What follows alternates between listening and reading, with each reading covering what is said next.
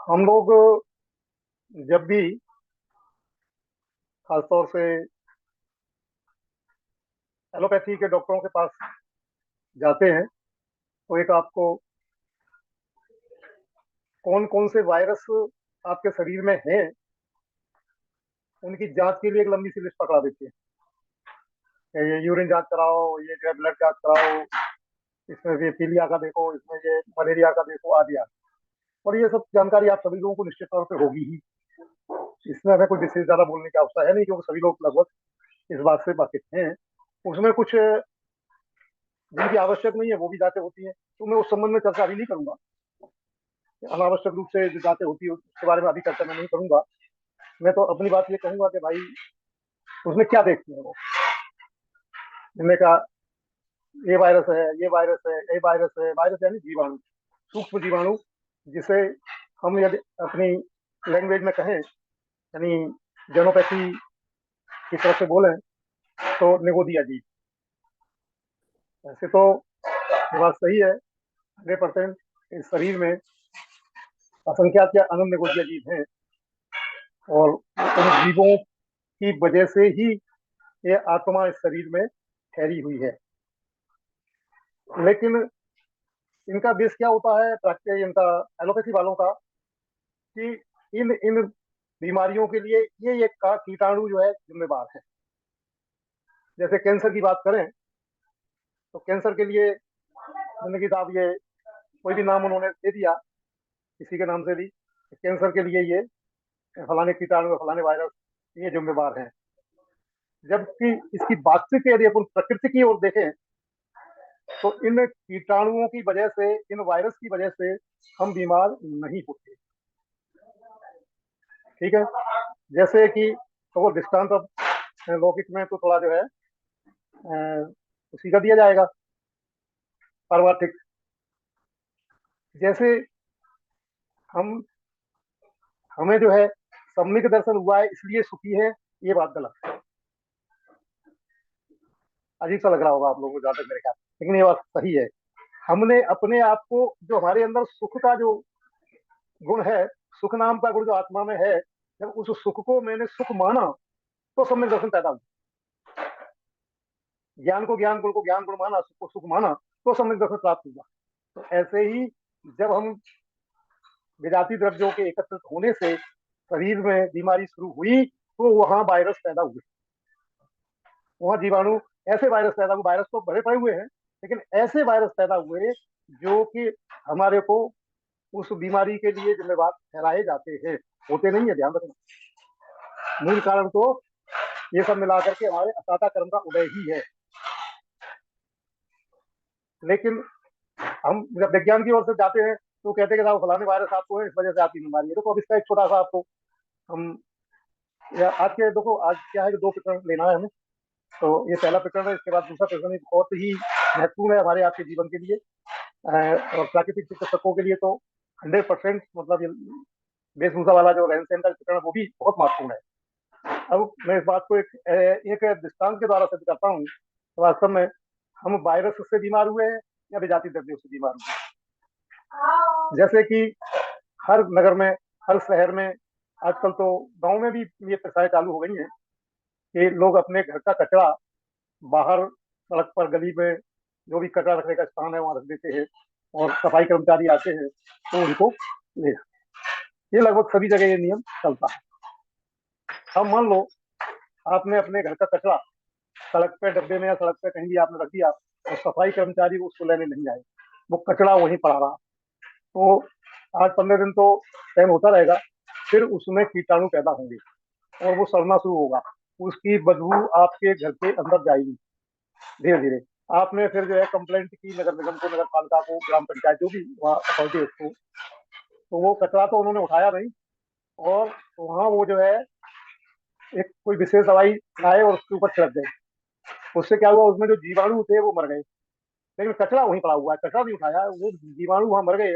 तो वो जीवाणु, तो 2-4 दिन फिर अपने को राहत लगेगी, चलो अच्छा बदबू नहीं आ रही है, कोई बात नहीं, अब ठीक है, चल रहा है, लेकिन कचरा वहीं पड़ा हुआ है, ये ध्यान रखना। धीरे धीरे 4-8 दिन और निकले, उसमें फिर उससे बड़े जीवाणु पैदा हुए, तो उसमें जीवाणु मरे, उनके शरीर को सड़ने से फिर बड़े जीवाणु पैदा हुए, फिर बदबू शुरू हुई। और उसके बाद नगर पालिका को कंप्लेंट किया तो नगर पालिका वालों ने फिर उसके ऊपर कोई दूसरी दवाई छिड़क दी, है ना। और उसमें फिर से वो कुछ दिन के लिए राहत मिल गई आपको। और इसी तरह से एक क्रम चलता रहा। एक समय ये आएगा जब आप मजबूर हो जाओगे और वो घर आपको अपना छोड़ के दूसरे मोहल्ले में, दूसरे गांव में, दूसरे शहर में जाने के लिए आप मजबूर हो जाएंगे। तो वास्तव में क्या है कि वो कचरा एकत्रित हुआ है, इसलिए वहां हमको परेशानी हुई है, ठीक है। और कचरा नहीं हटने से हमारी परेशानी धीरे धीरे बढ़ती गई है। तो ऐसे ही ये तो दृष्टांत हो गया। अब इसका जो सिद्धांत, मतलब सिद्धांत ही कह लो और क्या है कि हमारे शरीर में कचरा इकट्ठा हुआ, उससे हमको तकलीफें हुई। और उस कचरे में वहाँ कुछ वायरस पैदा हुए जिनकी वजह से हमें तकलीफ हुई। हम डॉक्टर के पास गए, यानी हमने कंप्लेंट की किसको, नगर पालिका को, तो हम डॉक्टर के पास कंप्लेंट करने गए। उसने कोई ऐसी जहरीली मारक दवाई दे दी जिससे कि वो जो आपके जो जीवाणु है वो वहां मर गए। आपने कहा कि बस मैंने तो एक गोली खाई थी, मैं ठीक हो गया। 2-4 दिन आप ठीक रहे, 15 दिन ठीक रहे, महीने दिन ठीक रहे, या जब तक वो दवाई खाई जब तक ठीक रहे। उसके बाद फिर से वही बीमारी होगी, दवाई बंद कर।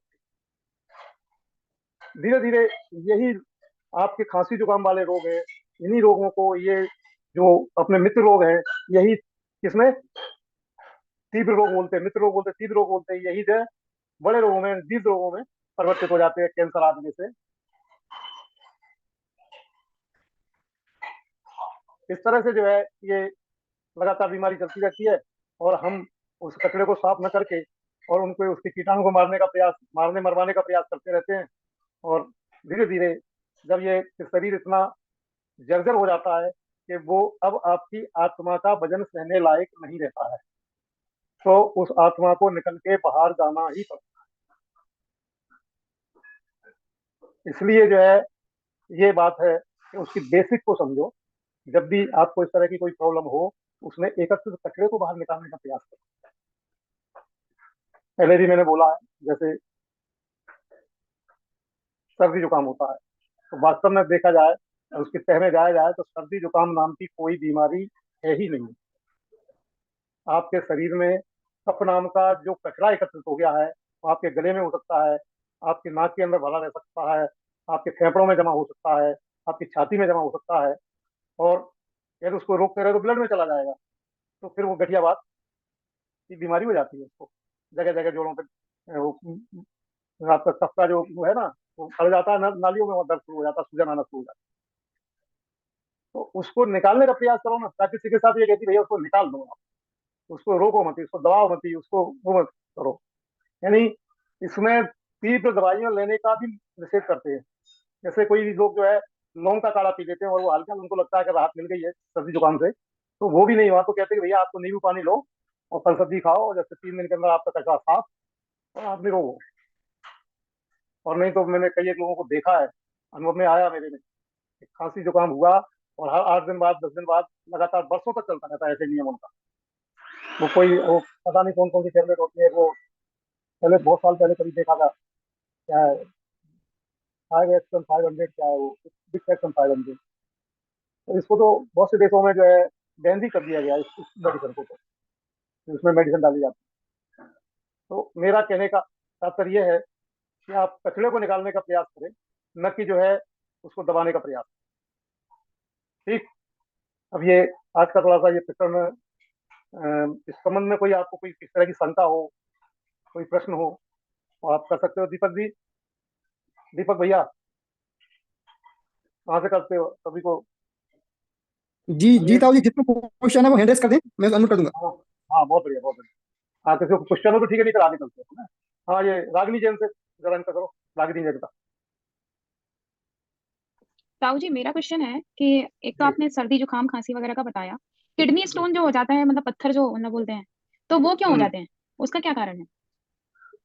उसका कारण ये है कि हमारे भोजन में खासकर मिनरल्स वगैरह के भोजन ज्यादा जाता है, और उसमें कुछ ऐसे कुछ तत्व भी रहते हैं जो कि वो पत्थर में कन्वर्ट हो जाते हैं। लेकिन नेचुरोपैथी में वो किडनी के स्टोन लगभग 1 महीने से और 1.5 महीने के बीच में ठीक निकल जाते हैं सब। कोई ऑपरेशन नहीं करना पड़ता। ये कई एक प्रैक्टिकल पे मैंने देखा है। और उससे बस यही है कि हमें जो है कुछ दिन फलाहार, कुछ दिन रसाहार, कुछ दिन जल आहार, रहना पड़ता है। बीच बीच में 2 दिन 1 दिन का जो है उपवास करते हैं और फिर वो फलार लेते हैं, मतलब 1 डेढ़ महीने में बिना ऑपरेशन के वो सभी निकल जाते हैं। लेकिन ऑपरेशन करने के बाद भी 2 4 साल बाद फिर से आ जाते हैं, क्योंकि उसमें ऑपरेशन करा लिया, अब हम स्वतंत्र हो गए। ठीक है, और अब हम जो है फिर से वही भोजन करेंगे तो फिर वही उस तरह के मिनरल्स वगैरह डाउन होंगे। हाँ, हाँ, प्रणाम प्रणाम अंकल जी, जय जिनेन्द्र। जय हिंद बेटा, जय हिंद। हाँ अंकल जी, मेरे को एक इसमें संदर्भ में क्वेश्चन है। जैसे आपने कहा कि सर्दी जुकाम हो जाती है तो फल और करने से ठीक है, समझ में आता है कि फ्रूट्स और ले लिए, मगर इसमें यदि बुखार आ जाए तो क्या करना चाहिए? जैसे 102 103। सेम वही है, उसके लिए थोड़ा सा कभी कभी कुछ एंटीबायोटिक काढ़ा बता देते हैं, जो कि घरेलू चीजें सब होती हैं आपकी। वो जो 5 4 चीजें होती हैं, हल्दी, काली मिर्च, अजवाइन और सौंठ और तुलसी के पत्ते। ये 4 5 चीज का काढ़ा दोनों टाइम ले लेते हैं, 2 दिन में बुखार भी ठीक हो जाता है।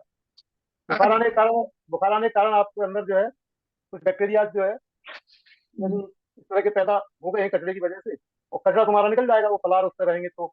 और उसमें जो एंटीबायोटिक का काम ये करते हैं तो वो जल्दी ठीक हो जाते हैं। और वैसे भी यदि काढ़ा भी नहीं लेंगे, आप उस पर जड़ रहेंगे तो 3 दिन की जगह 5 दिन में आपका ठीक हो जाएगा। अब जैसे कोई बच्चे हैं, जैसे छोटी उम्र के बच्चे हो गए या कोई यंगस्टर्स हो गए, तो उनको भी धान वान सब बंद करके, और जो हॉस्टल में पढ़ते हैं बच्चे, उन लोगों को भी जैसे हर कोई फल दे सकते भाई हैं? भाई आप जैन हो ना? हम्म। ठीक है ना? तो अभी आप क्या अमेरिका चले जाओ तो अजैन हो जाओगे क्या? नहीं नहीं, एक्चुअली बच्चों को जो हॉस्टल में रहते हैं उन लोगों को थोड़ी दिक्कत हो जाती है। मैं क्या, जो प्रॉब्लम है ना, अलग बात है, इलाज तो एक ही रहेगा ना। प्राकृतिक करना है तो यही रहेगा, चाहे वो हॉस्टल में हो, चाहे घर पे हो, चाहे अमेरिका में हो, चाहे वो हिंदुस्तान में हो, चाहे छोटे से बिल्कुल किसी गांव में हो, उससे क्या फर्क पड़ता है? इलाज तो एक ही रहेगा। अब वो बात अलग है, जब हॉस्टल में तुम्हारा बच्चा है तो वहाँ की वो मैनेजमेंट नहीं मानता, तो अब आप उसको मनाओ या उसको घर ले आओ, दो ही व्यवस्था कर सकते हो। ठीक है, तो इसमें मेन सब तरह के फल दे सकते हैं आप, अनार हो, संतरा हो, और सिर्फ केला अवॉइड करना चाहिए? नहीं, कुछ भी अवॉइड नहीं कर सकते। मौसम के सभी फल दे सकते। केला को अवॉइड इसलिए करते हैं तो केमिकल से पकाते हैं जनरली लोग। घर का पका केला हो या कच्चा केला खिलाओ, कोई दिक्कत नहीं। ठीक, ये जो ठीक। जो हमारा आज का बहुत महत्वपूर्ण वेशभूषा, या जिसे हम कहेंगे रहन सहन, बात एक ही है। देखिए साहब, कपड़े पहनना ये हमारी आप सबकी मजबूरी है। और नहीं तो हमारी माँ बहनों ने देखा होगा, 1 महीने 2 महीने 3 महीने या 6 महीने तक के बच्चा कपड़ा जबरदस्ती पहनता, वो कभी पहनना नहीं चाहता है। हाँ, पुरुष वर्ग को तो ये अनुभव नहीं होगा ना, लेकिन बहनों को जरूर होगा, माताओं को जरूर ये अनुभव होगा निश्चित तौर पर, कि बच्चा कपड़ा नहीं पहनना चाहता, हम उसको जबरदस्ती बांध देते हैं कपड़े को। और भैया, अब मैं क्या बताऊं, मैं तो, मेरा जन्म एक छोटे से गांव में हुआ था, और मैं स्वयं बता रहा हूँ आपको, हालांकि हमारा परिवार जो उस गांव में संपन्न परिवार माना जाता था, और फिर भी जब तक स्कूल नहीं गए तब तक कपड़े, बिना कपड़े पहने ही घूमते रहते, और सर्दी भी नहीं लगती। यानी 3 4 साल की उम्र तक कपड़े ऐसे जब कभी पहन दिया, पहन दिया नहीं पहन दिया तो ऐसे निकल गया, खेल रहे हैं अपने आराम से, कोई मतलब ही नहीं है कोई। और धूल मिट्टी में, तो कभी वायरस का भी कभी हमारे ऊपर जो है प्रकोप नहीं हुआ, धूल मिट्टी में खेलते रहे। तो कहने का मतलब ये, कपड़े पहनना हमारी मजबूरी है, हमें कपड़े जो है मजबूरी में करना पड़ते हैं। और उसके कारण क्या है, कसाएं एवं वासनाओं के ढांकने के लिए कपड़े। ठीक है ना?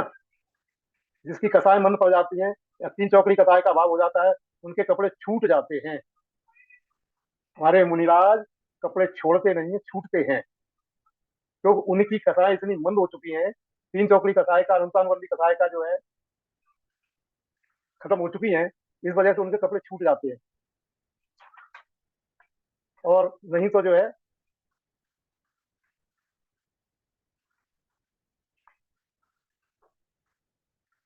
अब एक बात ये भी है कि सभी लोग नग्न रहने लगे, तो वो संभव नहीं है, बीमारी हमारे पास नहीं आएंगी। फिर भी हम समय के अनुसार, मौसम के अनुसार वस्त्रों का तो धारण कर सकते हैं, वस्त्र में बदलाव तो कर सकते हैं, ये तो मेरे हाथ में है। लेकिन जो पिछले परसों जो प्रकरण दिया था, लोग क्या कहेंगे, ये भी इसका ध्यान नहीं रखते। लोग क्या कहेंगे, लोग कुछ भी नहीं कहेंगे, लेकिन हमें लगता है कि लोग क्या कहेंगे। वास्तव में क्या है, एक बड़ी विडंबना है हम लोगों की, कि आज जो है, वास्तव में देखा जाए तो यूरोप कंट्रीज के चाल चलन का, वेशभूषा का, रहन सहन का हम अनुसरण करते चले जा रहे हैं। मैं पूरी लाइफ में देख रहा हूँ कि जैसे जैसे समय निकलता जा रहा है, वैसे ही वैसे वहाँ का अनुसरण ज्यादा हो रहा है। और वास्तव में हम अपनी जो है संस्कृति को, यानी भारतीय संस्कृति जिसको कह ले, जैन संस्कृति जिसको कहते हैं अपन, भारतीयों में भी जैन संस्कृति, इसको भूल करके हम उनका अनुसरण करते जा रहे हैं। उनकी मजबूरी है। उनके यहाँ 12 महीने सर्दी होती है यूरोप कंट्रीज में। लगभग 1 डेढ़ महीने सर्दी कुछ कम पड़ती है, बाकी तो सर्दी लगातार रहती है। अपने यहाँ जब सर्दी पड़ती है तो उनके यहाँ तो माइनस में टेम्परेचर चला जाता है उसको। तो उनको, अच्छा, धूप भी उनको कम मिलती है, तो उनको काले वस्त्र, डार्क कलर के वस्त्र पहनना उनकी मजबूरी है। उनको ऊर्जा को सेव करने के लिए चुस्त मोटे कपड़े पहनना ये उनकी मजबूरी है। लेकिन हम उसका अनुसरण करके, बहुत गर्मी पड़ रही है, अब अपने यहाँ क्या 2 ढाई 3 महीने मुश्किल से ये सर्दी पड़ती है बस, उसके बाद तो गर्मी ही रहती है। लेकिन हम, पता नहीं क्या, अभी पहले तो काले कोट या काले कोट जो है वो वकील लोग कोर्ट में पहना करते थे, और जब कोर्ट से बाहर आ जाते तो कुर्सी पे टांग के फिर बैठते थे, फिर काम करते थे। और जैसे ही कोर्ट पेशी में जाना फिर उन्होंने ऊपर पहन लिया। मैंने ये देखा था आज से 20 25 साल पहले, 30 साल पहले। लेकिन अब क्या है कि हर आदमी को काले कोट, काली शर्ट, काला पैंट, चाहे वो गर्मी हो चाहे सर्दी हो। ठीक है, एक बार हम मान लेते हैं सर्दी का टाइम है, आपको ऊर्जा बचाने की जरूरत है, तो बाहर की धूप की ऊर्जा भी काले वस्त्रों में ज्यादा संग्रहित हो जाती है, वो हमारे शरीर को दे देती है। लेकिन गर्मियों में ऐसा क्यों? गर्मियों में हम क्यों नहीं पहनते हैं अपने भारतीय वेशभूषा, ढीले ढाले कपड़े, सफेद नहीं पहन सकते और लाइट कलर के पहने? लेकिन नहीं साहब, वो आजकल जो है, अभी मैंने एक पढ़ा था उसमें कि अभी कुछ दिन पहले, मतलब 4 8 महीने पहले, सफेद रंग की कारों का क्रेज बहुत था। अब ये रुझान बदल गया है, वो 4 कलर की कारों का रुझान हो गया। कंपनी वालों को क्या फर्क पड़ता है, उन्हें तो जो बिके सो बनाते हैं। लेकिन हम और आपको फर्क जरूर पड़ेगा। वाइट कलर की कार में हम जाएंगे तो उसमें ऊर्जा जो है, यानी गर्मी, बाहर विसर्जित हो जाएगी, यानी वो ट्रांसफर हो जाती है। जिन लोगों ने फिजिक्स पढ़ी होगी, कौन के मिनर, कॉन्वेक्स मिनर और उसके दर्पण का गुण वगैरह पढ़े, उनको अच्छी तरह ज्ञात होगी। और लेंस के द्वारा, सूर्य किरण के द्वारा बचपन में हमने भी किया ऐसा। वो कागज में आग लगा लेते थे दरवाजे। 5वें 6वें 7वें पढ़े होंगे, जब तक ध्यान नहीं करता। एक लेंस आता था, वो ले आए, उसको किया कागज के ऊपर, थोड़ी देर में उसमें लौ निकल जाती थी। खेल खेलते थे मतलब। तो उनको कंसल्टेंट करके, और वो जो उसमें आग लग जाती, इतना गर्म हो जाता। तो ऐसे ही मतलब ये जो है, कलर कपड़ों में भी जो है ऊर्जा शोषित हो जाती है, वो हमारे शरीर को गर्म करती रहती है। ठीक है, सर्दियों में पहन लीजिए, कोई ऐतराज नहीं। लेकिन गर्मियों में तो कम से कम इन वस्त्रों का त्याग कर दें। आप सफेद पहनो, सफेद नहीं पहन सकते, लाइट कलर की पहनो। लाइट कलर, जितना लाइट कलर हो सके उतना अच्छा रखो। चुस्त नहीं पहनो। अब आजकल तो क्या करें, अब आप लोग तो, आपके बच्चे वगैरह तो पहनते ही होंगे निश्चित तौर पे। और इसी वजह से बहुत सारे मंदिरों में लोगों ने,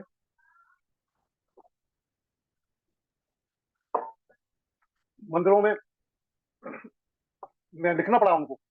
उनको ये वेशभूषा के ऊपर रोक लगानी पड़ी कि आप ये पहन करके मंदिर नहीं आ सकते। तो उन्हें तो और अच्छा हो गया। मम्मी पापा कहें बेटा मंदिर जाओगे, नहीं हम इनका ये कपड़े में, वो पंडित, वो वहाँ का मैनेजमेंट मना कर देता है तो हम नहीं जाते। यानी एक बहाना और मिल गया। लेकिन वास्तव में किया तो इसलिए गया कि आप सलीका से अपनी संस्कृति के अनुसार बदन को छिपा करके आइए। पुरुषों की वेशभूषा अलग होती है, महिलाओं की अलग होती है। आज तो यूनिसेक्स ड्रेसेस चल रही है। तो बता, आप इसलिए आई मंदिर, लेकिन वो मंदिर जाना ही बंद कर देंगी। उल्टा उल्टा पकड़ लिया उन्होंने। भाई जो है टोडरमल जी ने कहा है ना, लिखा है ना मूर्तिमान प्रकाशक में, कि उपदेश तो ऊपर चढ़ने के लिए दिया जाता है, न कि जो है नीचे गिरने के लिए। अब उपदेश सुनकर भी कोई नीचे गिरे तो गिरे, उसके लिए क्या उपाय, कौन कोई उपाय करे? तो वैसे देखा जाए तो हमारा, आपको सभी को गर्मियों में, खासकर 8 9 महीने, लाइट कलर के कपड़े, सूती कपड़े। और जहाँ तक मुझे अनुमान है, वैसे ज्यादा जानकारी तो नहीं है मुझे, अब शायद क्योंकि लोग पसंद नहीं करते हैं, तो हमारे जो मैन्युफैक्चरर्स हैं उन्होंने कॉटन की साड़ियाँ बनाना ही बंद किया, मिलेगी नहीं आपको यार। क्योंकि आपने पहनना बंद कर दिया, बनाना बंद कर दिया। आप पहनो, फिर बनाने लगेंगे वो। तो उन्हें तो क्या है, जो मार्केट में डिमांड होगी उसको करेंगे। लेकिन ये गनीमत है कि आज हम जैसे लोगों के लिए सूती कपड़े, कुर्ता पजामा के लिए तो अवेलेबल हो जाते हैं। क्यों? कुछ लोग पहनते हैं इसलिए उनके लिए बन जाते हैं मार्केट। फिर भी बड़ी सावधानी से खरीदने पड़ते हैं, नहीं मालूम पड़ा कि वो उसमें टेरिकॉट मिक्स, ये मिक्स वाले वो आते हैं कपड़े। लेकिन थोड़ा सावधानी रखो तो कॉटन के मिल जाए। आज तो मिल रहे हैं, अब आगे जो होगा देखेंगे कैसा भी होगा। तो एक तो वस्त्र बिल्कुल सादा, सादा कलर के और सूती कपड़े प्रेफर करें। और इतने ढीले वस्त्र होने चाहिए कि हमारे जो है अंगों का प्रदर्शन नहीं हो, और इतने छोटे भी नहीं हो कि वो लगे ही नहीं कि वस्त्र पहने हैं। और गजब की बात तो देखो, वैसे मैं तो अभी 25 साल हो गए जब से किसी की ब्याह शादी में गया नहीं हूँ, फिर भी अ, अब क्या कहें, कुछ कहने में थोड़ा झिझक भी लगती है, और कई बिना रह भी नहीं सकते हैं। हमारी कुछ जो है बहनें, बेटियां, बहुएं आदि जो है, वो जनवरी की सर्दी में, और वो भी कहाँ, दिल्ली जैसे बेल्ट में, इंदौर में फिर भी कुछ सर्दी फिर रात को यहाँ भी बहुत हो जाती है, लेकिन खत्म हो जाती है। बाकी वहां पर एक स्लीवलेस ब्लाउज पहन करके, एक साड़ी पहन के, बिना शॉल ओढ़े, बिना स्वेटर पहने, और शादियों में घूमती रहती है, वो भी कहाँ, लॉन पर, जहाँ के असंख्या जीवाणुओं की हिंसा हो रही है। घास खड़ी लॉन बोलते हैं जिस पर घास खड़ी रहती है। तो ये संस्कृति पैदा हो गई है। अब इसके लिए क्या कर सकते हैं, अपन बता सकते हैं, बोल सकते हैं, मानने वाले माने, नहीं माने नहीं माने, हमारा उससे कुछ बिगाड़ तो होने वाला है नहीं। मानेगा उसको लाभ जरूर मिलेगा।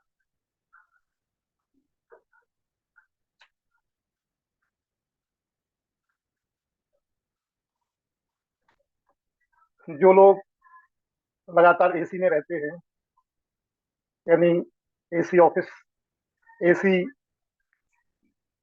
घर, एसी कमरा, एसी कार, यानी उनके बाथरूम भी एसी लगा रहता है, इस बाथरूम में भी।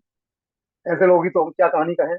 उनकी तो शरीर की प्रतिरोधक क्षमता बहुत कमजोर हो जाती है, और वे जो है जरा जरा सी बात पे बीमार होते हैं, और उस बीमारी की वजह से बहुत जल्दी जो है वो हमारा साथ छोड़ जाते हैं।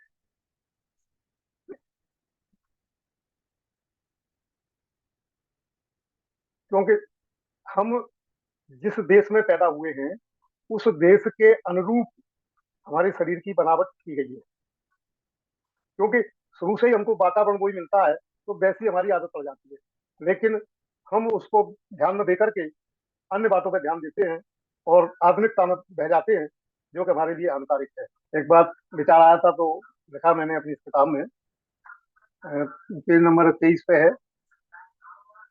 ये किताब का नाम है आओ बने अहिंसक। हमको तो ऐसा लगता है, वास्तव में मैंने देखा भी है, आधुनिक जो अभी टीनेजर जो लोग हैं, लड़कियां हैं, लड़के हैं, 18 से लेकर के 24-25 साल तक के, वो कलर्ड कपड़े पहन करके, चुस्त कपड़े पहन करके ऐसे दिखाई देते हैं जैसे कि जो है खेतों में लोग जो है पक्षियों को भगाने के लिए एक लकड़ी के ऊपर जो है वो कुछ कपड़े अपने डाल करके बिजू का बना देते हैं। बिजू का शब्द नहीं सुना होगा, बिजू का मतलब सुमन काग पंडित भगोड़ा। प्रवचन सुनो। काठ भगोड़ा। हाँ हाँ, भगोड़ा हो। जिन्होंने सुमन पंडित जी प्रवचन सुना, उन्होंने एकदम बिजू का व्याख्या की थी वो। तो उतना मैं नहीं कर पाता हूँ जो भाई साहब ने करी है वो। तो बिजू का जो है जैसे दिखते बात, मतलब अंतर इतना है कि वहाँ एक जगह खड़े रहते हैं या थोड़े चलते फिरते रहते हैं बस। ये तो हमारी अपनी फीलिंग है, और आपकी जैसी जिसकी फीलिंग हो, क्या करें। देखो, आज से लगभग 125 साल पहले, बल्कि 150 साल पहले की बात है। यह है बात 1875-80 की बात, जबकि डॉक्टर एडोल्फ जस्ट ने रिटर्न टू नेचर नाम की किताब लिखी थी। उन्होंने बड़ा एक जोरदार बात लिखी है, और वो किताब आप लोगों के पास है। उसका उदाहरण भी मैंने अपनी किताब में दिया है। आप लोग उसको अवश्य पढ़ें, और पूरी पढ़ें, A to Z, दो दो पेज, चार चार पेज रोजाना पढ़ें उसको।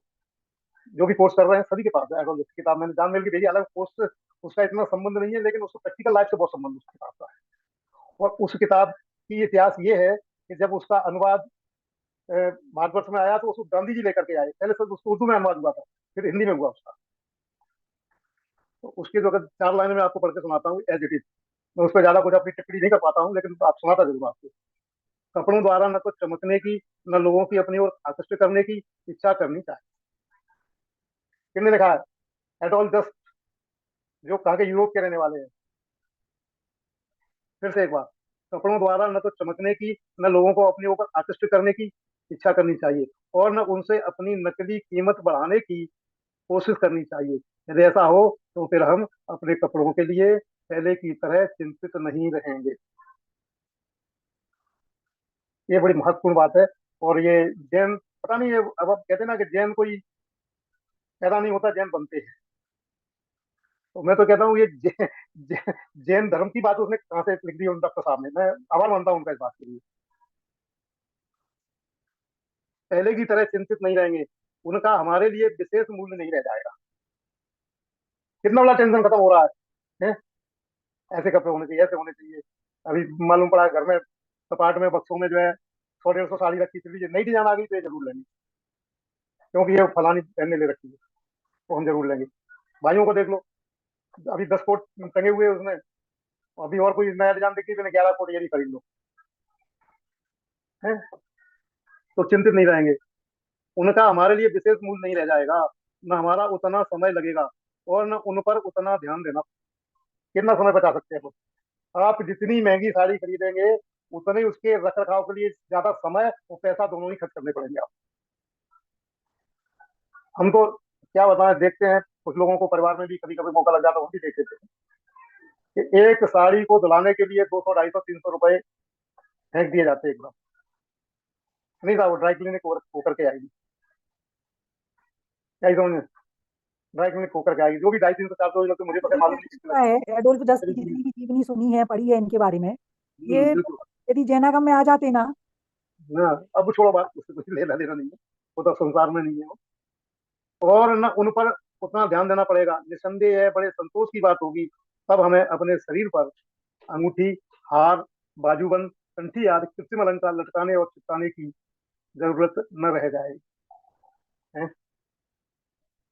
क्या कह रहे, पहनने की नहीं कह रहे, लटकाने और चिपकाने की बात कर रहे हैं। और आदरणीय भाई साहब, सुमत भाई साहब ने तो कई बार दृष्टांत दिया है कि आपका मान लो 1 करोड़ का हीरो वाला हार है, वो इस पुतगल पे लटका है या वो दीवार की पुतगल पे जो एक खूंटी लगी उस पे लटका, तो अंतर क्या पड़ गया जी बताओ? लेकिन इस पुतगल पे लटक गया तो हमारा सीना तन गया, अरे 1 करोड़ का हार है और वहां लटका दिया, अरे पुतगल वो भी पुतगल ये भी, दोनों ही पुतगल है, कोई अंतर नहीं है, लेकिन यहाँ डालने से मान हमारा बढ़ गया, मान कसाय बढ़ गई हमारी। तो कहने का मतलब यह है, और दूसरी बात ये भी कहते हैं कि 1 करोड़ का हार तो जब पहना जाएगा जब कुछ सिक्योरिटी गार्ड भी आपके पास होगा, नहीं तो कोई भी छीन के भग जाएगा, इसलिए उसको या तो लॉकर में रखा रहेगा या घर की तिजोरी में पड़ा रहेगा। बस उसका, उस हार की वजह से जो मान कसाय हो रही है, वो मान कसाय तुम्हारे जीवन को बर्बाद कर रही है, ये जरूर कर रहा है वो हार, आपको भले ही वो तिजोरी में पड़ा हो या लॉकर में पड़ा हो, उससे कोई फर्क नहीं पड़ना। तो कहने का अर्थ यहाँ ये है, ये पेज नंबर 82 से दिया है हमने, आप लोग पढ़ लेना उसको डिटेल में, एक बार जरूर पढ़ना, मेरी आपसे जो है अनुरोध है, निवेदन है। ये मतलब खास कर प्रकरण बहुत अच्छा है और जैनिज्म के लिए बहुत अच्छा है। जेनो जेनोलॉजी इसी का नाम है। और ये मान कसाय यदि जो है घट जाएगी तो हम जो है फिर हमें, अब देखो मान कसाई की बात आ गई तो एक बात ध्यान आ गई, हमारे बुजुर्ग घर के पिताजी, बड़े भाई, माताजी आदि बीमार हुए और उनका मन बिल्कुल हॉस्पिटल में जाने का नहीं है, लेकिन फिर भी अपनी मान कसाई की पूर्ति के लिए हम उनको किसी भी हॉस्पिटल में डाल देते हैं, वो भी ऐसा नहीं शहर का नामी ग्रामी जिसमें सबसे ज्यादा पैसे लगते हैं वहां डालेंगे, क्योंकि वायदी पे घर में या छोटे हॉस्पिटल में मौत हो गई तो लोग क्या कहेंगे? ये इतना पैसे होते हुए भी तो कोई बड़े हॉस्पिटल में नहीं दिखा पाए। अरे उसकी आयु क्रम शेष होगा तब तो हॉस्पिटल कुछ कर लेगा, नहीं तो क्या करेगा हॉस्पिटल वो? ये तो विचार करते नहीं। तो अपनी मान कसाई की वजह से उस जीव का पर भी बिगाड़ दिया, उल्टी सीधी दवाइयां, उल्टा सीधा वो, और वहां, और देखो बात आ गई है तो मैं कहने से नहीं चूकूंगा, हॉस्पिटल में आप रोगी नहीं होते हैं, आप तो रोगी होते हैं, लेकिन उनके लिए आप रोगी नहीं हो, उनके लिए वो मात्र आप क्या कहें, पैसे कमाने की मशीन है। जब तक आप पैसा उनको देते जाओगे जब तक वो आपको वहां रखे रहेंगे, मरने के बाद भी रख लेंगे, उन्हें तो फर्क नहीं पड़ता, मरने के बाद भी आपको रख लेंगे वहीं, 2 दिन, 4 दिन, 6 दिन, महीने, 15 दिन, जब तक आप पैसे देते रहो और आपको रिपोर्ट देते रहेंगे, हाँ साहब, हाँ साहब। और तो और क्या बता रहे हैं, जब टिकट आ ही गया तो एक जानकारी और आपको दे दें, आप लोग ऐसे पढ़े लिखे और सभी जानते हो इस बात को, एक लगभग 15-20 साल से ड्रग ट्रायल नाम का एक कार्य होता है जो प्राइवेट और सरकारी दोनों तरह के हॉस्पिटलों में होता है। यानी बड़ी बड़ी कंपनियां नए नए ड्रग बनाती हैं तो उनको यार शरीर का इंडिया कुछ साइड इफेक्ट। बना देती हमें, हम्म, गिनी पिग सुअर या बंदर जैसा ट्रीट करते हैं कि आपके ऊपर दवाई के ट्रायल चल रहे हैं। वही मैं कहना चाह रहा हूँ कि वो ड्रग जो है आपके लिए या मनुष्यों के लिए हानिकारक तो नहीं है, इसलिए उसकी ट्रायल जो वहाँ भर्ती जो पेशेंट होते हैं उनके ऊपर की जाती है। और वो आपको ये बता करके कि आपके लिए बहुत अच्छा इंजेक्शन, नई दवाई आई है, इसकी काम करेगी, वो लगा करके कर तो रहे ट्रायल, वो वहां से पैसा ले रहे हैं, जो कंपनी ट्रायल दे रही हो उसके रिपोर्ट देने के लिए, वो आपसे भी उस दवाई का पैसा ले रहे हैं, मन चाहे पैसा ले रहे हैं, जितना उनके वो ले सकते हैं, जितना आप ज्यादा से ज्यादा उतना ले रहे हैं आपसे। तो कहने का मतलब यह है, इन सब बातों से मैं तो अपने जीवन में काफी, आज से 25 साल पहले, 24 साल पहले पहुंच चुका हूँ। उस समय ये एक हमें प्राकृतिक चिकित्सा की एक आशा की किरण नजर आई थी, और उसको पकड़ के आज हम 25 साल से बिल्कुल ही, अब तो उदय के अनुसार थोड़ा बहुत तो तकलीफ होती है, लेकिन बिना मेडिसिन के ठीक हो जाते हैं। चाहे चोट लग जाए, चाहे गिर जाए, चाहे आपने एक घटना बताई भी थी अपने चोट लगने की, गिरने की, ठीक है। वस्त्र व आभूषणों के द्वारा अपने शरीर को सुंदर आकर्षण का कुछ विशेष दिखाने के भाव मायाचारी के परिणाम है, जो कि त्रियंच व नरक गति के कारण है। जेनोपैथी, देखो जेनोपैथी इस वक्त में ठीक नहीं करती है, अगले वक्त के लिए भी आपकी व्यवस्था करती है। अपने को कुछ विशेष दिखाना ये मान कसाय है, और मायाचारी भी है, दोनों ही बातें हैं। देखो बालों के रंग के बारे में मैंने कहा था पिछले शुक्रवार को, तो वो भी यहाँ इसी को लगा लेना, यहाँ भी है, उसके बारे में बात नहीं करेंगे ज्यादा कुछ। वास्तव में हम अपने को शरीर से भिन्न आत्मा न मानकर शरीर है सो मैं हूँ ऐसा मानते हैं। यदि हम अपने को शरीर से भिन्न आत्मा माने व जाने, तो इस शरीर को सजाने के भाव ही नहीं होंगे। देखो जैनेन्द्र भगवान, उनकी प्रतिमा पर न कोई वस्त्र है न आभूषण है, फिर भी कितनी सुंदर है। दृष्टांत दिया, उदाहरण दिया यहाँ अनंत भगवान का। तो भगवान तो हमें दिखाई नहीं देते हैं, लेकिन अनंत को तो हम देखते हैं ना, उनकी प्रतिमा का तो रूप हम रोजाना दर्शन करने जाते हैं ना। उनके तो कोई आभूषण पहने नहीं उन्होंने, और सही बात है, यदि उनको कोई आभूषण पहना दो तो अनंत ही नहीं रहेंगे फिर वो। ईमानदारी की बात तो ये, यदि आप उनको कोई आभूषण पहना दो तो फिर अनंत की प्रतिमा कहाँ मानेंगे अपन उनको, तो राही मानेंगे अपन। जैसे कि सितंबर समाज चलता है, और भी जगह है, सितंबर के भी क्यों, और भी जगह है, बालाजी है, तिरुपति बालाजी है, आपका वो है क्या नाम, बद्रीनाथ है, ये सब नग्न दिगंबर प्रतिमाओं को बस पहना दिया, उन्होंने डाल दिया। अब प्रश्न ये है कि अब इस काल में हमारी वेशभूषा कैसी होनी चाहिए, यानी वेशभूषा और रहन सहन कैसा होना चाहिए, ये थोड़ा डिटेल में हमें है, और इसको डिटेल को थोड़ा शॉर्ट करके आपको बताने का प्रयास करेंगे। हमारे बस सूते व ढीले होने चाहिए, जिससे कि शरीर को शुद्ध हवा निरंतर मिलती रहे। वस्त्रों का रंग सफेद व हल्का पीला, हल्का नीला होना चाहिए। बस वे सूती हो तो अति उत्तम है। अंडरवियर अंडरवियर व बनियान तो सूती व सफेद ही होना चाहिए। वो आजकल लोग काली नीली पीली अंदर पहनते, पता नहीं क्यों पहनते हो, उसमें कोई मैल है, कीटाणु है, छिद्र, पता ही नहीं लगता है। सफेद होगा तो कोई भी जरा सा भी कोई होगा वायरस वगैरह डिस्को जाएगा, कम से कम काला काला थोड़ा, उसको धोने का भी अपन प्रयास करेंगे। हम्म। पहनने वाले वस्त्रों को प्रतिदिन होना चाहिए, क्योंकि बस शरीर के संसर्ग में आने से उनमें वायरस जीवाणु उत्पन्न हो जाते हैं, जो कि निरंतर दुगने होते रहते हैं। यानी अंडर गारमेंट को निश्चित तौर पर प्रतिदिन धोना ही चाहिए। वैसे तो पूरे वस्त्रों के बारे में लिखा है, अंडर गारमेंट क्यों नहीं लिखा है। चमड़े के जूते चप्पल नहीं पहनना चाहिए, जूतों के स्थान पर चप्पल पहने तो ठीक है, कम से कम घर में तो बिना चप्पल पहने ही रहना चाहिए। आजकल तो गजब हो गया ना, वो साहब वो फर्श ठंडा हो जाता है, इसलिए हम चप्पलें पहन के किचन में काम करते हैं, और हमारी किचन की चप्पलें तो अलग है। यदि इसी तरह से प्रोग्रेस होती रही, हमारी मंदिर की भी चप्पल एक अलग हो जाएगी, इस गंभीरता को विचार की। अरे हम जो है किचन के अंदर हमारा फर्श ठंडा हो जाता है, लकड़ी के पाटे लगा लो, सीख की चटाइयां लगा लो। यदि मैं प्लास्टिक की कहूंगा तो नहीं, लेकिन प्लास्टिक की चटाइयां बिछा लो आप, चप्पल पहनने की क्या जरूरत रहेगी। यदि वो पानी से, यदि वो चप्पल जो है मतलब गीली भी हो जाए तो सूख जाएगी, क्या फर्क पड़ता है, उसमें थोड़ा बहुत पानी भी गिर जाए। लेकिन नहीं साहब, चप्पल को हम पहनेंगे। अरे आपको जहाँ जरूरत है आप वहाँ अपने कारपेट बिछा लो, और दूसरी जगह आप खर्च करते हो तो फर्श के लिए कुछ खर्च कर दो, जैसे पैर आप फिरने, आपको कुछ नहीं है। आजकल तो काट के, यानी जो जूट है ना, जूट के बहुत अच्छे अच्छे कारपेट आ रहे हैं, और सस्ते भी बहुत आते हैं, कलर कई तरह के, नॉन कलर सादा, आप उनको बिछा लीजिए, आपको पैर ठंडे नहीं होंगे। लेकिन चप्पल तो कम से कम उचित नहीं है। फोम के गद्दों का उपयोग नहीं करना चाहिए, ये कठिन बात है साहब, ये बहुत कठिन लग रही है मुझे तो मैं अपने घर के बाद कहीं भी जाता हूँ तो हमें वो गद्दा हटाना ही पड़ता है। और सर्दियों में तो और भी थोड़ी दिक्कत होती है, क्योंकि रुई के गद्दे मिलते नहीं है, और गर्मियों में जूट तो भी कोई फर्क नहीं पड़ता। जी। अभी जूट, हाँ, जूट में कपड़े के बराबर जूट मानी जाती है क्या जूट? नहीं, जूट को जो है, तो वो मानने वाली बात तो कुछ भी मान लो। हम्म, अ, कपड़े में जो भारी कपड़ा होता है, उसमें वायरस आज तो छूट टाइप ही है। ये तो छूत का नाम बताया गया है, बाकी है क्या, उसमें ज्यादा जीवाणु है तो उससे ज्यादा उसको छूत छूत मान लेते हैं उसको। अभी क्या है कि जैसे आप कपड़े पहन के बाहर निकल के गए, है ना, सड़क पे, वहां तो कई एक तरह के वायरस आ रहे हैं, जा रहे हैं, और वो वायरस जितना आपका भारी कपड़ा होगा उतना उससे ज्यादा चिपक जाएंगे वो।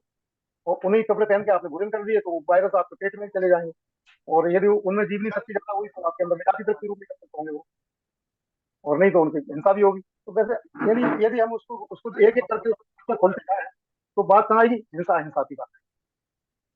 ज्यादा हिंसा, उसको छोट मान लिया, कम हिंसा, उसको छोट कम मान लिया। तो इसलिए जूट में क्या है कि इतने वो उसमें पकते नहीं है वो वायरस वगैरह, इसलिए उसको छोट में नहीं मानते हैं उसको। ठीक है ना। अब टाइम तो आज हो गया है, नहीं तो हम थोड़ा इसका ये चौका का प्रकरण भी है, चौका किसे कहते हैं और 16 किसे कहते हैं। तकिया पतला होना चाहिए, बिछाने व ओढ़ने के चादर सफेद अथवा हरे रंग के होने चाहिए, जिससे कि मैले होने पर मैल दिख जावे। घर स्वच्छ व हवादार, खिड़की रोशनदान युक्त होना चाहिए। ये प्रकरण लंबा है भाई, ये तो लेना क्या, 10 मिनट और लगेंगे इस प्रकरण में। घर स्वच्छ व हवादार, खिड़की रोशनदान युक्त होना चाहिए। चलिए, रागिनी जैन का हाथ बहुत दिनों से रेज साहु है। जी, बताओ। मेरा एक प्रश्न है कि जैसे अभी ये महानगरों में, जैसे मैं तो पुणे में रहती हूँ, तो ये जी। जो फ्लैट वगैरह मिलते हैं यहाँ, तो फ्लैट ही रहे, तो ये जो टाइल्स रहती हैं बहुत ठंडी रहती हैं मतलब, तो ऐसा बोलते हैं कि ये टाइल्स वगैरह बाद में ये घुटनों में दर्द ये सबका कारण बनता है, तो इसका क्या इलाज है? अब ये तो आपने इलाज खुद ही बता दिया ना। क्या? इलाज टाइल्स हटवा दो आप। अब टाइल्स कैसे हटवा सकते हैं? मतलब ऐसे क्यों? हर हर फ्लैट में ऐसे ही सिस्टम मिलेगा आपको, कहीं पे भी जाओ तो हर जगह यही, उससे पहले मैं बता चुका हूँ आपको, आप कारपेट बिछा लीजिए इसके ऊपर। मतलब पूरे घर जूट में का, कारपेट? क्यों, क्या दिक्कत है, आप जूट का बिछा लीजिए। यदि आप उनको हटवा नहीं सकते, जूट का कारपेट बिछा लो, अच्छा। तो वो ठंडक की बात नहीं रहेगी। बल्कि टाइल से भी ज्यादा ठंडे तो पत्थर होता है, जो व्हाइट स्टोन आता है ना, जो संगमरमर का, वो ज्यादा ठंडा होता है। और फिर पूना में तो वैसे भी सर्दी कम है अपेक्षा करती। हाँ, सर्दी तो कम रहती है, लेकिन ये ज्यादा ठंडा ठंडे नहीं रहता है। होते थे वो। लेकिन आप हम्म, उसमें जहाँ जहाँ आपको दिन में चलना हुआ, वहाँ आप कारपेट के, जूट के कारपेट आने लगे, वहाँ डाल दीजिए। तो कई एक तरह के आते हैं, बहुत सारी डिजाइने आने लगी जूट के कारपेट। जूट के कुछ ये अपने नारियल की जो रेशा होता है ना, नारियल के ऊपर छिलका, हम्म, उसके भी कारपेट आ रहे हैं, तो सस्ते भी आते हैं, वो ज्यादा महंगे भी नहीं आते अच्छा। हैं। उनमें सिंपल सी डिजाइन ले लीजिए, आप आराम से इस्तेमाल करिए, कोई दिक्कत नहीं। मकान के बारे में थोड़ा बोल रहा था मैं। क्या है कि पहले तो खिड़कियां बना दी, उनके ऊपर मोटे मोटे पर्दे लगा दिए, फिर लाइट जला दी, बिजली का भी खर्चा बढ़ा लिया।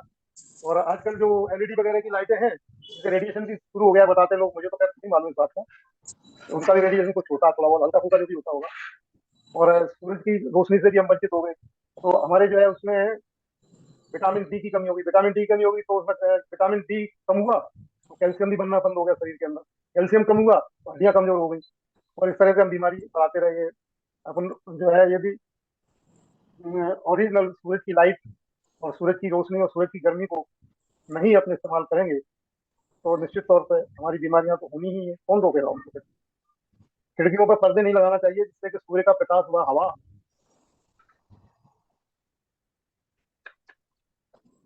घर में आ सके। मच्छरों से बचने के लिए मच्छरदानी का प्रयोग करें, ऑल आउट अगरबत्ती या केमिकल युक्त पदार्थों का उपयोग नहीं करें। अब देखो, ये डॉक्टर एडल जस्टी ने एक 8-10 लाइन की एक और जो है ये बात कही है, ये भी बड़ी महत्वपूर्ण है, इसको मैं ऐसी पढ़ के सुनाते हैं आपको। खिड़कियों खिड़कियों को सजाने में भी कम बेवकूफी से काम नहीं लिया जाता। पहले लोग खिड़की पर पर्दा नहीं लगाते थे, वायु और प्रकाश का अबाध रूप से कमरे में आते रहते थे। और यह बहुत अच्छी बात है, आज के सुसंस्कृत यानी 150 साल पहली बात कर रहे हैं, कुटुंबों में यदि घर में कोई ऐसी खिड़की हो जिससे रोशनी घर में घुस सकती है, तो वह बड़े शर्म की बात समझी जाती है।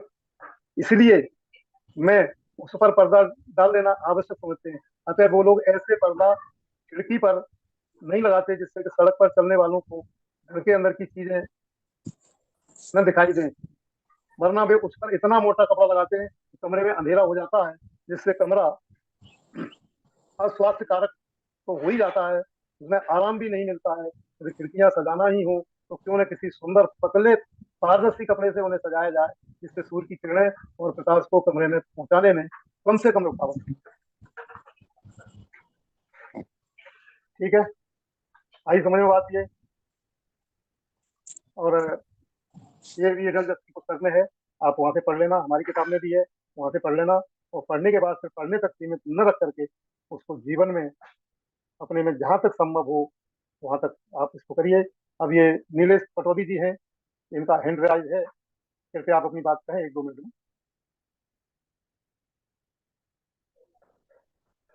नीलेश जी को म्यूट कर दीजिए भैया, दीपक भैया। हाँ नीलेश जी, हो गए हो गए कहना हो चाह- गए। हाँ बताएं, बोलिए पटौदी। हेलो हाँ बताएं आप। ताऊ जी, आवाज आ रही है? हाँ बिल्कुल आ रही, बिल्कुल आ रही। हाँ, जय जिनेन्द्र। मैं अर्चना बोल रही हूँ। मैं बोल रही हूँ, आपने जैसे बोला ना कि यदि फर्श पे ठंडा है फर्श, तो अपन कारपेट बिछा ले, तो फिर अपन जमीन के संपर्क में तो रह ही नहीं पाएंगे। नहीं ये तो हमेशा के लिए थोड़ी बता रहा हूँ मैं, जब सर्दी हो तो कर लीजिए, तो सर्दी फिर से बचने के लिए। हाँ, तो फिर सर्दी में भी जैसे ऐसा रहे तो फिर प्रॉब्लम नहीं आती है क्या कुछ? नहीं कोई प्रॉब्लम नहीं आएगी। आप जमीन के संपर्क में तो वैसे भी कहाँ हो, वैसे भी तो पत्थर इम्पोर्टेड लगा हुआ है, ये उसके ऊपर जो टाइल्स लगे हुए हैं, जमीन के हाँ, संपर्क में सब माने, जब खाली चप्पल छोड़ करके आप हमारे मुनिराजों की तरह सड़क पे चले, अच्छा जमीन के अच्छा। संपर्क में है ही कहाँ। और हम तो 6वीं मंजिल पे रह रहे हैं, 5वीं मंजिल पे रह रहे हैं, पहली मंजिल पे रह रहे हैं, दूसरी पे रह रहे हैं। हाँ ठीक है ना। हाँ हाँ। हाँ वो तो सर्दियों से बचने के लिए उपाय बता रहा हूँ, जिससे कि अपन चप्पल नहीं पहने। चप्पल का क्या है कि थोड़ा थोड़ा नहीं, अच्छा चप्पल लगता है। तो हाँ, चप्पल तो हम भी नहीं पहनते हैं, घर में चप्पल नहीं पहनते हैं, पर मोजे पहन लेती हूँ मैं तो, मोजे।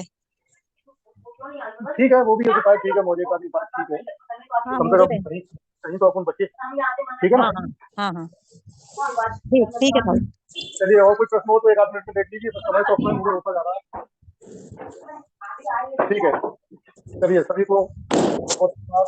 जय जिनेन्द्र। जय जिनेन्द्र। जय और जिनेन्द्र आप अंकल जी, सभी को जय जिनेन्द्र।